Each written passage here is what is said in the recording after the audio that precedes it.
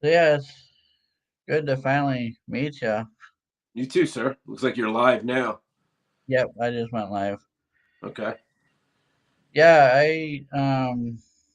I'm glad you're able to come on the podcast with us. I got Brandon on too, Okay. and he he plans on coming back and bringing Mustafa with him next time. So Oh, very cool.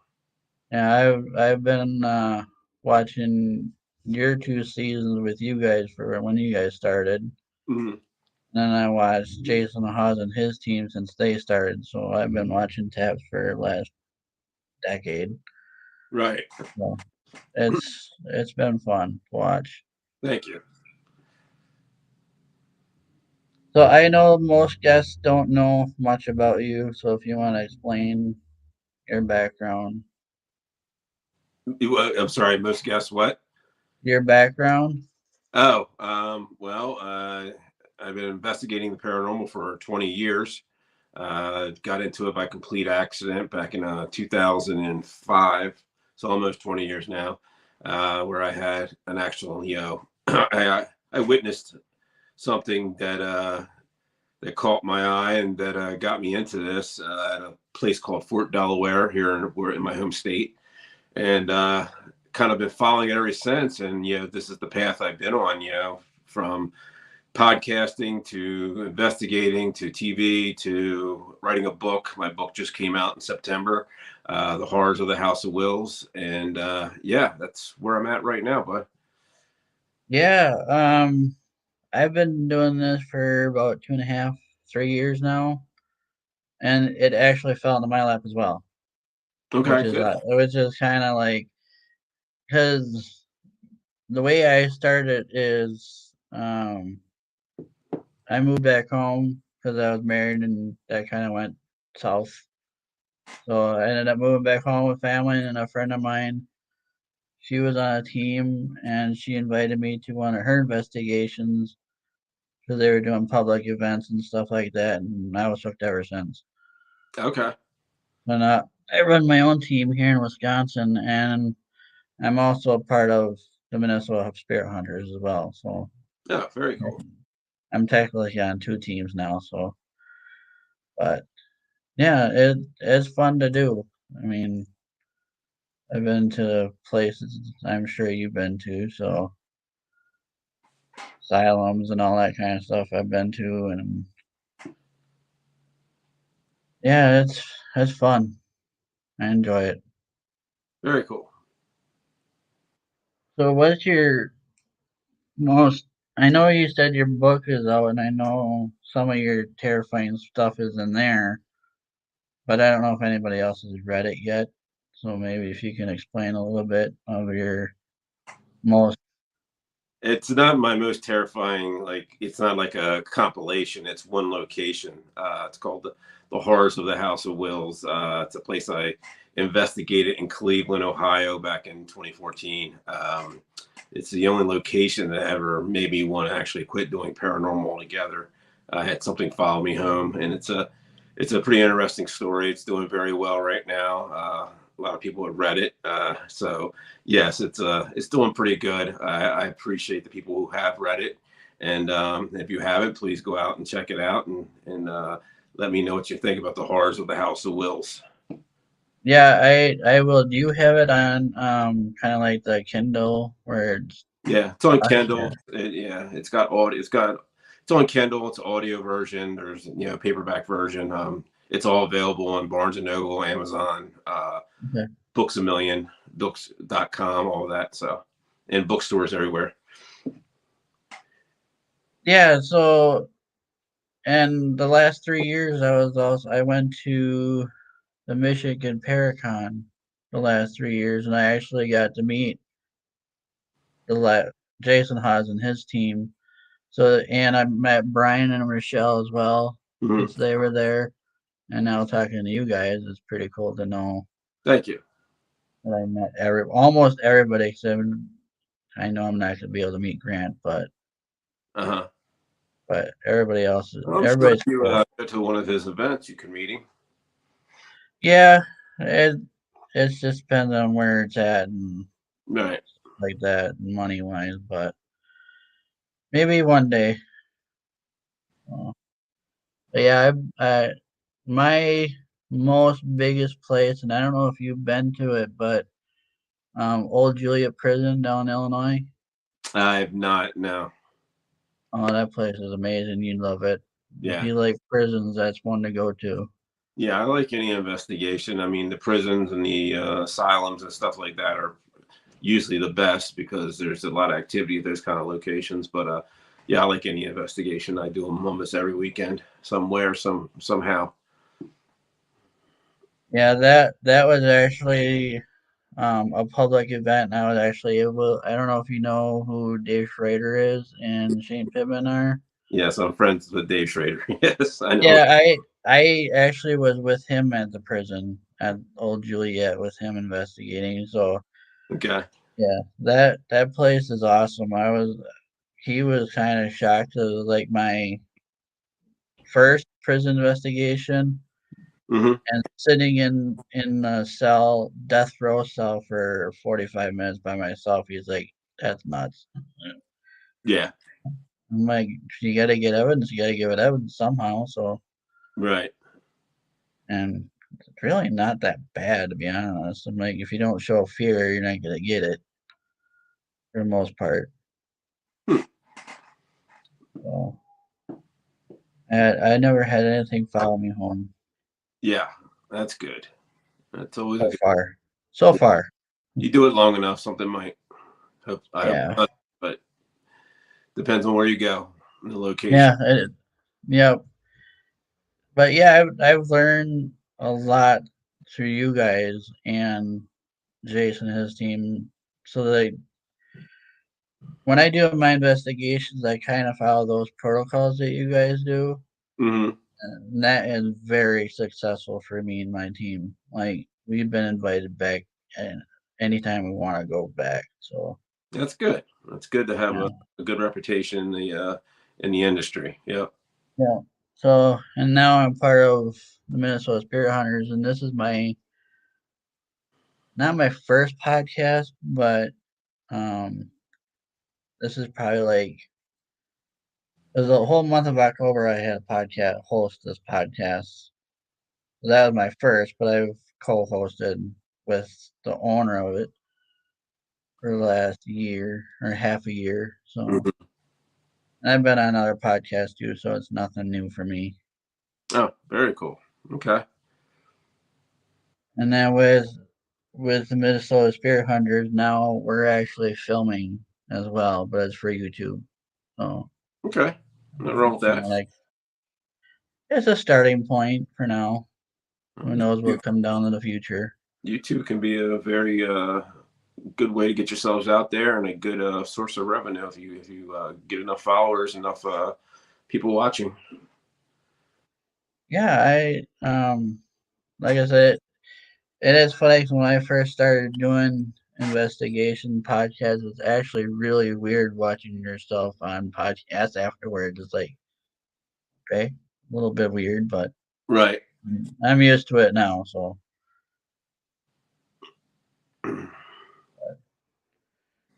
yeah, I've gained a lot of reputation over the last 3 years, just myself alone. So it's been pretty fun ride. Very cool. Yeah, and every time I went to the Michigan Paracon, which I go in this year, next year, they all know me by name. So it's kind of cool that they remember you, even though they don't hang out with you every day. Yeah. Yeah. Yeah. Yeah. So, what's your most memorable moment being on taps? I wasn't on taps. I was on Ghost Hunters. Oh, yeah, Ghost Hunters. Yeah. But anyway, My most memorable moment, I had a lot, to be honest with you. I love those guys, the people I work with in the field, and people I work with who are behind the camera as well, production and post, great people. I think most of the memorable moments were probably, off camera, just messing around, having a good time with these guys and traveling. But the stuff that people will probably remember probably be like Alaska, Fort Stanton, places like that, Clifton, Arizona, some of the more crazier episodes. Yeah, that's probably my greatest moments with those guys. Yeah, absolutely, good times. Yeah, I like my team. We have a good time as well. We do know when to be serious and when to be able to joke around, even during the investigation. So it's just fun to get, because a lot of times I've been getting like spirit humor when we goof around. We get the spirits to chime in and have fun with us. So Yeah, sometimes that's the best way to do it. Just have a regular conversation in a room and run a recorder, some equipment, and just see what you pick up. yeah, I was actually in Minnesota this past weekend, and they actually wanted to speak to me, so that was kind of weird. But That's cool. sometimes it's way you gotta be sometimes. So and it was actually ironically it was a parking garage that we investigated. Ah, Well, it was fairly interesting, but it was dead for the most part for human traffic around there, so we mhm. didn't get contamination or anything. So I did get a lot of EVPs on that one, so that was kind of cool. Oh, all right. Very Yeah, nice. yeah. But I've been to a brothel here in Wisconsin, the asylum here in Wisconsin. Um, yeah, I've made a lot of spirit friends, to say the least. Very cool. So, and actually, I take back, I actually have one that followed me home, but he's more of a friendly spirit. So it's more like he checks on me and then leaves, checks on me and then leaves, and then whatever. Ah, that's awesome. So, and it seems like when I'm in investigation, I can sense he's there, like Mm. protection wise, making sure nothing follows me home. So it's kind of nice to have that type of protection too. Yeah, it's always good to have someone to have your back. Absolutely. Yeah, like I said, I never encountered anything evil at all yet. I That's know the time. I know the time's probably gonna come. I know that, but I know I'm prepared for when that does happen. So yeah. Well, hopefully it doesn't, yeah, because if it does happen, it's not a good thing, and sometimes you don't know until it's too late. It's too late. So yeah, just keep your head on a swivel and don't open yourself up to some of these locations. yeah. I actually before I leave, I do protection prayer, so that kind of helps when I investigate, and then I'm fine. Okay, But very cool. then again, sometimes that may not help, but then again, 90% of the time it does. So No, it but should yeah, help. Hopefully, yeah. I never had any issues whatsoever yet. So that's good. and like I've actually been on two home cases that had poltergeist activity, Hmm. which sometimes that can be evil, sometimes not. And I've also learned with some of those home cases like that, like the last two, that they just wanted attention. Right. And the owners didn't know how to receive that attention or give it because they didn't understand it. So once we went in, investigated, after we left, everything stopped. Like they didn't have any activity since. So that was kind of a good thing. Yeah, that's good. Good for them. Good for you. Yeah, and we gave them, tools that we know of, and obviously we told them if they need us back, we can come back. But yeah, now and then I check on them, but they never had any issues since. So that satisfies me when I can help a business owner or homeowner Uh-huh. with stuff like that, and everything's fine. Then I've done my job.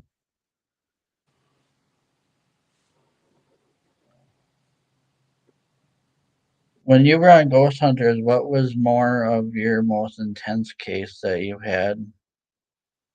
I had quite a few. Probably the most intense would probably be Clifton, Arizona.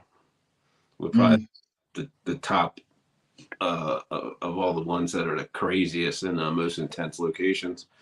It's the one where we had some issues uh, outside of the paranormal with some people, and it was we were there for 14, 15 days, something like that. Over 2 weeks we were there, and it was just a very strange location, very active, and yeah, it was probably the most insane location that I've ever investigated, as far as especially on TV, and and the things that were happening to not just paranormal, but to the crew and to us, the people on the show. So people in front of the camera. So everybody was affected by it. And it was probably the most insane. If you haven't seen it, go watch it. It's the Clifton, Arizona episode. It's on season 2. I watched all of them actually, and I know the one I don't. I think you might remember. It's the one that had the fire problem. I can't Yeah, remember what case that was, but yeah, that's I thought Mohi. that was odd of what was happening there. Yeah, Yep. that was in Ohio. Oh, that was in Ohio. It's called Mohican Castle, Hmm. which No. was a location that we did. Very interesting location, very beautiful location, and a lot of crazy evidence there. Most of it never even made it to TV. Uh, the I would love that's probably the one location out of all of them I would love to go back to and to kind of pick up where we left off and take the evidence and the stuff that we captured that never made it to TV and pick up with it and see what we could find out and either debunk it or figure out what's going on there. Yeah, I a lot of the cases you guys were on, I was fairly intrigued, and a lot of them it was like on my bucket list to go to. Yeah, there's a So lot of them that people have never, which was really cool about our seasons. There's a lot of locations that people have never been to or even heard of on the paranormal community that we kind of put those places on the map for for new locations. Some of them are a little off the grid, so it's a little hard to investigate for some people unless you're local. But yeah, right some of the places were pretty intense. Most of the places in season 2 were really intense locations. now, I don't know if I recall. Have you guys done battleships on those season 1 and 2? No, I've been on No, battleships, but I've never. Not, it wasn't on Ghost Hunters. No. that's the Queen Mary is one I want to go to, Uh huh. and then so many other battleships that we have that are active I want to go to. So Very okay. yeah, I also want to go to Stanley Hotel as my top list, Okay. but I heard that you have to go in the summertime. Yeah. Yeah. I'm not sure. I think they're open back up for paranormal. I know they weren't doing it for a while, but maybe they're back. Doing it again. I hope so because I would like to go there eventually, but I was told not to go in the winter time because if it snows, you're stuck. Is Yeah. what I was Colorado. told. Yeah. I mean, Yeah. you can go into fall or spring and still get stuck. I filmed there in October, early October, like the first week of October, and we were in a Mm. blizzard. So Oh, yeah, so that really kind of there. You're probably your best bet summer. yeah. Yeah. That was my goal is to travel around the United States, investigate as much as I can. Right. Um, my another hotspot is the Trans Lunatic Asylum. Is where I want to go. Were Trans you? Allegheny. Yeah. Were you guys there one season or one No, episode? I didn't go trans. We went to Waverly Hills. Oh yeah, that's another hotspot that I want to go to. Yeah, So, yeah. Waverly yeah. Hills is pretty crazy. Yeah, I heard a friend of mine went there and investigated too, and she said it was insane. So Very active location. Yes.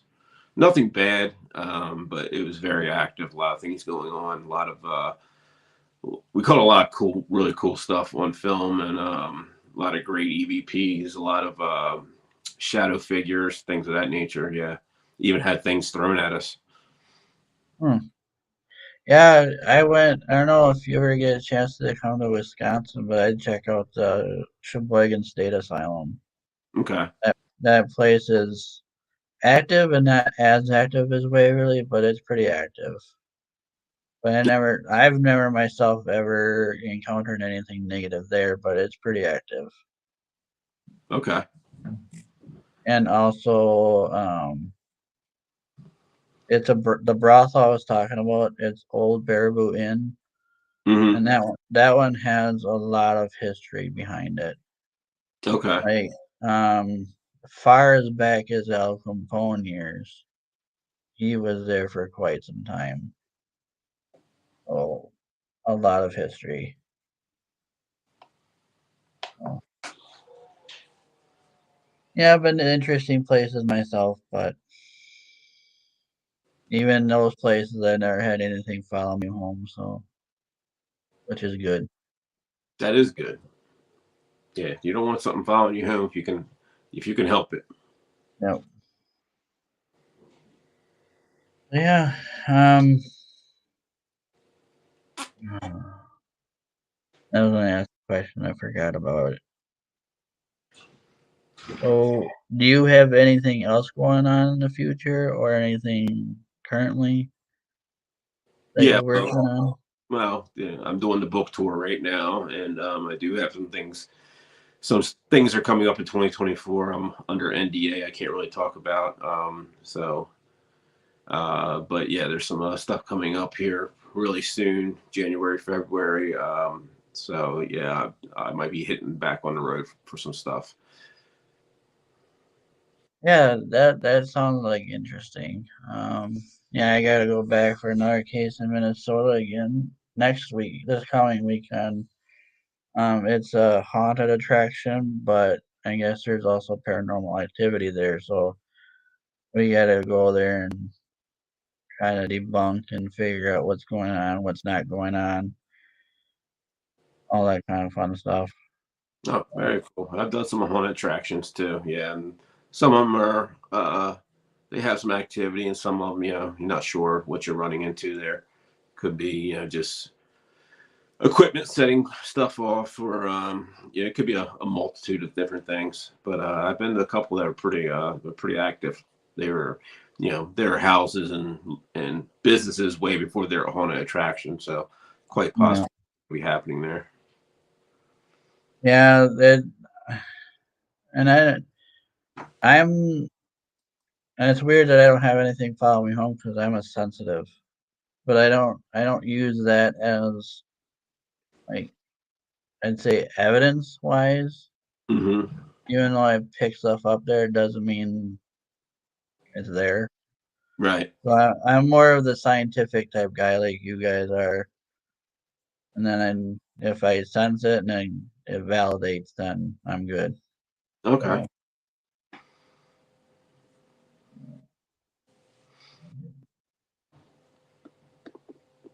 So yeah, it's, like I said, it's a fun ride to do.